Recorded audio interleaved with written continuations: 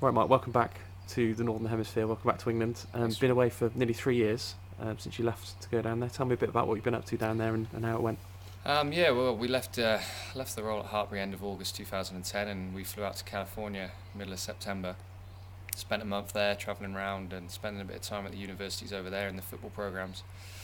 Spent a month in New Zealand and then headed to Australia. And then in Australia, I ended up playing and coaching a team called Manly United FC, which are in the New South Wales Premier State League, so the equivalent of the league below the A-League. It's been out there for, like you said, close to 3 years, and now I'm back home and landed back end of May and started this role June the 10th. So Yeah, we'll go on to talk about the role in detail in a minute, but what's it like down there? What's the standard of football like, and how did you enjoy playing there? Matt Smith's down there as well, isn't he? Doing very well. Yeah, so Matt was one of the reasons why we ended up venturing over to Australia. He said, get over here, the football's really taken off, there's an opportunity to still play at a decent level, and he did his best to try and get me in somewhere from an A-League perspective, but I think it was a little bit out of my reach at the time. Started playing semi-professionally at Manly United. Completely different culture, completely different way that they were playing out there. It was very technically based football, which was a nice change for me from the semi-pro stuff I was playing back home. But I really enjoyed it. There was only 12 teams in the league, so you were playing 22 games was your league season. So I went from playing probably 60, 70 plus here with all the Hartpury commitments and the semi-pro commitments to playing 22 league games, which was quite refreshing. So maybe I've given myself a few extra years in the legs. Yeah. It was good. I got fully involved there with captain the side in my first season, and then player coach role for the last 2 years. Brought a few lads over that I knew from either Hartpury or through England unis. And it was a great experience, really good experience. Yep. So you come back to take the director of football role at Hartpury.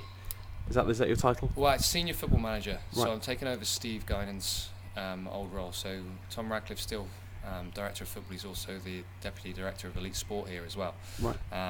In terms of senior football responsibilities that fall under me here at Hartpury College. Yeah, you've been here for a long time and played in winning teams that won national titles. So what's it like now coming back as manager, effectively manager of the senior team? It's great, and to be honest, this was the reason we came home. When this role came up and when I got it, it was what accelerated the move back home. Having a little 5-month-old son as well kind of prompted it.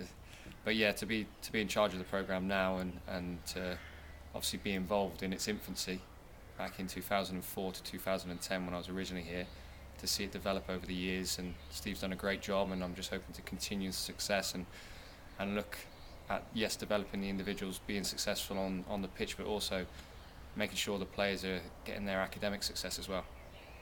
That's what I always enjoyed about this sort of role, is that yes, you've got your elite sport, but you've got your academics that comes with it, and that's first and foremost, they come here to do an academic qualification. Yeah, so it's quiet time at the moment, isn't it? Everyone's probably on the holidays. Have you been involved in the recruitment for next season's team, or is that already in place before you started? Yeah, the guys have done a great job here.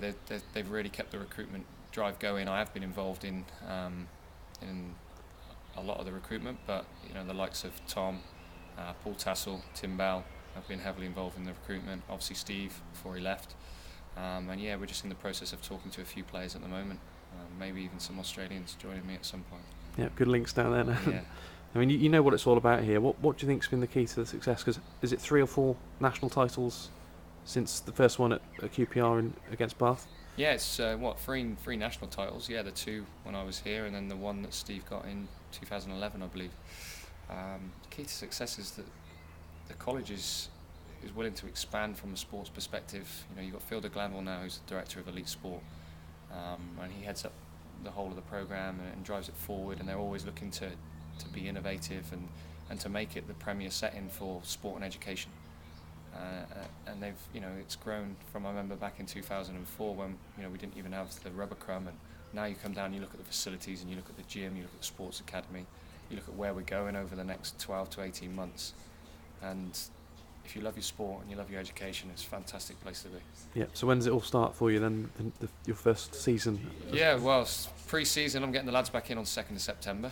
They wouldn't actually start their academic course until sort of mid to late September, but I'll get them back in for pre-season on the 2nd, see what we've got and go from there.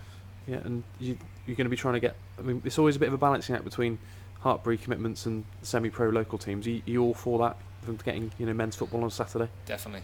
You get a lot of lads that will come here from getting released from a pro club at 18, and that's the only environment they've known, or that's the only competitive football they've known. And then going out into the semi-professional world and getting men's football is what they need. That the physicality and just the fact that the results actually matter. A lot of times in the academies it's all about development and that performance, whereas now it's like, it's your 3 points, it's your point, it's to stay in the league, relegation battle, title. It's proper football, what I call it. So I love the fact that the lads will be getting experience of that on Tuesday, Thursday, Saturdays. And yes, we've got to manage that in terms of their responsibilities here and the games on the Wednesday, but that's part and parcel of my job. I've got to do that. Yeah, just talk a bit about your semi-pro and professional career. You started off at Cheltenham, didn't you, as a young player coming through, turned pro.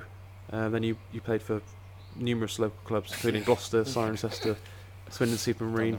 You're going to be looking to carry on playing at a decent level this season? Yeah, I'd like to.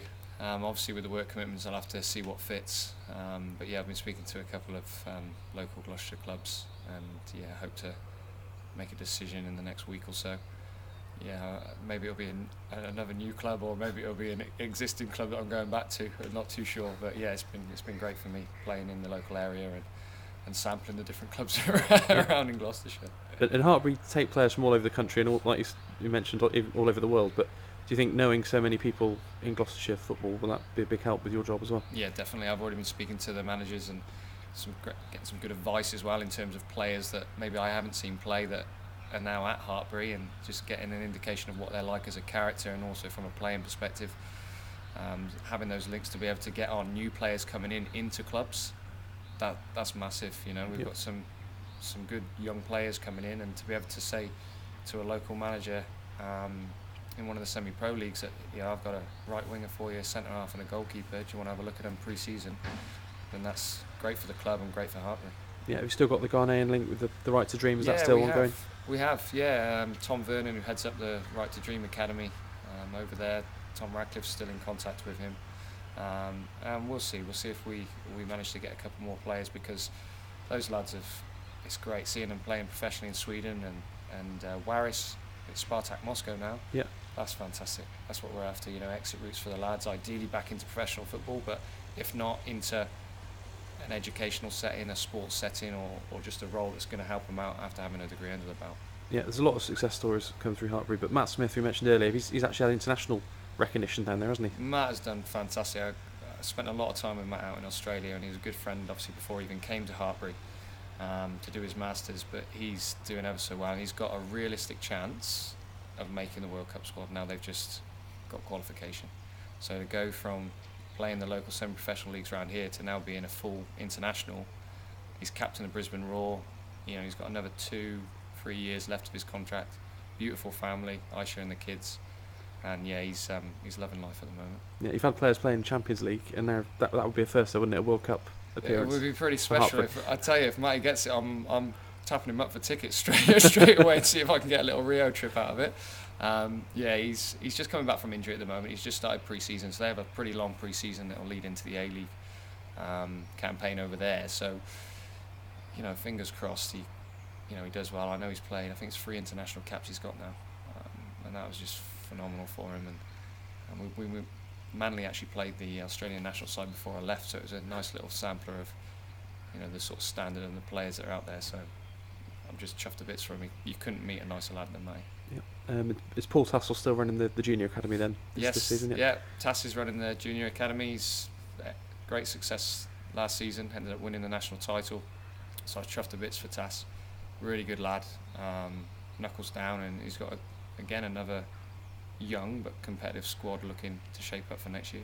Yeah, and who else is involved then? You mentioned Tim. Yeah, so Tim Bales, he's been running the second senior team for the last couple of years, and he's involved now in a full-time capacity with some ACE programs, so the advanced apprenticeship stuff with the other sports, and then he's still going to be involved with the football academy, and obviously he's linked there with Cheltenham, with Russell and Jamie, so yeah, hopefully that will build and cement that relationship as well. Yeah. Brilliant. Just good luck with the job, Thanks, Mark. John. Cheers. Thanks a lot. Cheers, mate.